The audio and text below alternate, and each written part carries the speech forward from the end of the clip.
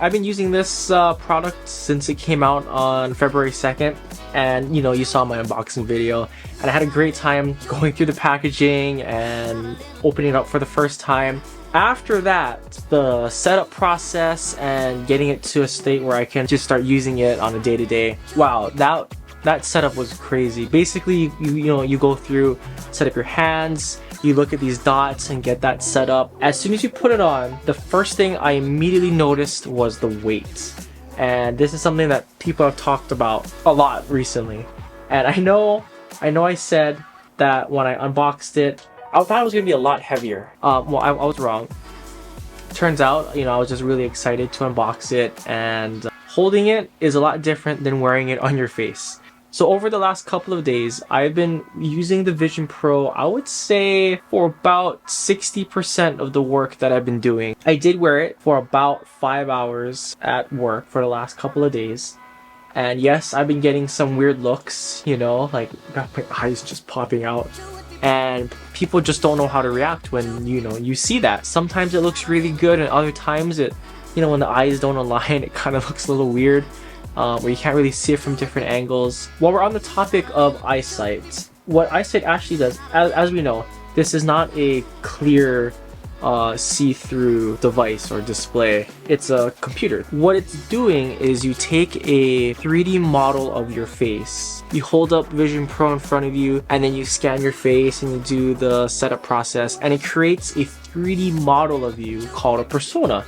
And basically puts those eyes on the outside of Vision Pro, and that's the eyes that you see in Eyesight. That persona is also used for FaceTime, and this is probably the feature that has gotten the most wild reactions, and not necessarily in a good way. I'm gonna put up on the screen what my persona looks like, and you can tell me if this looks like me or not. One thing I want to note is the connectivity. Yes, you have the Eyesight, and it's supposed to make it feel like you can see them, they can see you, but it definitely feels like you are looking at the world through a fish tank. You're kind of like this the whole time, and it's kind of just this very weird feeling of looking through something, and for the other person, they kind of like they're looking at fake eyes.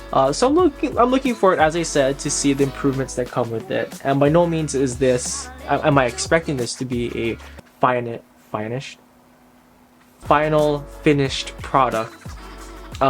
This is the first generation, so of course there's going to be flaws here and there. I guess the main theme is looking forward to the future of what this can offer. I want to talk about this head strap actually. So this head strap in particular is called the Solo Loop. Basically, it's one strap, and it's made out of this woven material that's super soft, stretchy, and very easy to put on. And when you put it on your head, you just tighten this dial on the side, and it tightens up everything around, and it just cinches to your head, and it's super cool. It's the easiest strap I've ever used. I tried the Meta Quest 2, Meta Quest 3, and now the Vision Pro, and this is by far the easiest head strap to put on. Like, you just put it on like this, and you just twist, and you're done. It's on, and that experience is phenomenal. It's so cool. It's super cool, and it looks really good too. So with this strap on, with this headband, I can wear it for about an hour before I have to take it off and take a break because my head gets super sore and it starts pushing on the front of my face. The one I like using more is what's called the dual band. Let me go get that actually. This is the dual band. So basically, this helps to distribute the weights across your head on the top and on the back more. You just pull on the orange strap, like so. You get your other band, and you simply just snap it into place, and you're good to go. This one is a lot more comfortable. You put it on like that, right there, and it also rests at the top of your head too. The biggest thing that I noticed is that, oh, my password. So the biggest thing that I notice is that it really messes up your hair. That's first. And second, it doesn't fit as close to your face as this one. You have to like un-velcro the back, and tighten it, and I don't know, it's just this kind of it's a cumbersome process. I definitely like using the solo band for the ease of use, but the dual band is the more comfortable option. Now let's say your environment's really busy, a lot of distractions around. Well, one of the big features of Vision Pro is the environments. These environments are made by Apple right now, and Disney Plus also has a few that you can take advantage of when you go into their app. Seeing that immersion and kind of blocking out the entire world. The coolest feature and these Easter eggs is that you can actually hear ambient sounds in these environments, and they're different from environment to environment. And when you put in your AirPods and just block out all the distractions and you just hear the sounds, it's so surreal. It's super cool. Like you gotta try it. The other thing is the windows. When you have the windows up, you can actually just swipe on the windows. You can either look at the window and use your fingers and pinch, or you can even tap on it like it's an iPad app. And you just, I mean, you look silly, like, but to me, it was awesome. So yeah, that's all that matters. One of the big pro tips though that I would say about using the headset, the front glass gets really fingerprint. It gets dirty. Like you can see right here, all the fingerprints. As I said, I have very sweaty hands, so all the fingerprints are being left on the front of the screen.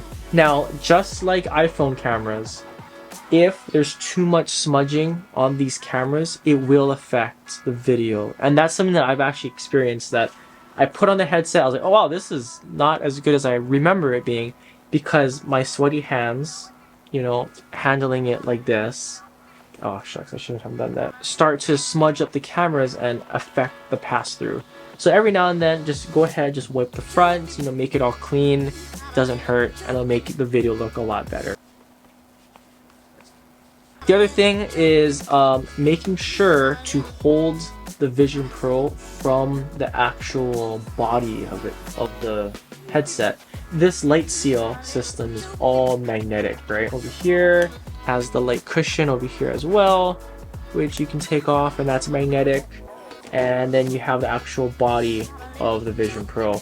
Now, if you grab the body, sorry, not the body, if you grab the light cushion, it falls off. So if you can imagine, you know, you're over the ground and it slips, it'll eventually break. So when you are holding the Vision Pro, you really want to make sure that you're holding it from the body, just so there's no chance of it falling. You know, we all don't want that to happen. The battery. This has been a very fun and interesting part of the experience. This very heavy, big battery with this woven knit cable, and the quality of the cable is really good.